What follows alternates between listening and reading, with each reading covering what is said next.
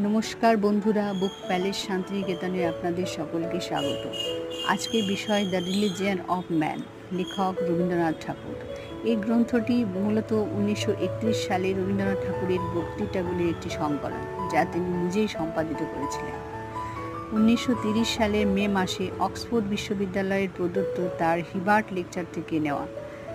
বিখ্যাত ব্রাহ্ম নাট্যকার এবং কবি ঠাকুর ঈশ্বর, ঐশ্বরিক অভিজ্ঞতা, আলোকসজ্জা এবং আধ্যাত্মিকতার সার্বজনীন বিষয়বস্তু নিয়ে আলোচনা করেছেন। তার এবং অ্যালবার্ট আইনস্টাইনের মধ্যে একটি সংক্ষিপ্ত কথোপকথন এই গ্রন্থে অন্তর্ভুক্ত করা হয়েছে। বন্ধুরা, উন্নত বাইন্ডিং, সুন্দর মলাট এবং দাম মাত্র 200 টাকা, সংগ্রহে রাখার মতো একটি বই। বাড়ি বসে সংগ্রহ করুন এবং সাবস্ক্রাইব করে আমাদের সঙ্গে থাকুন। ধন্যবাদ।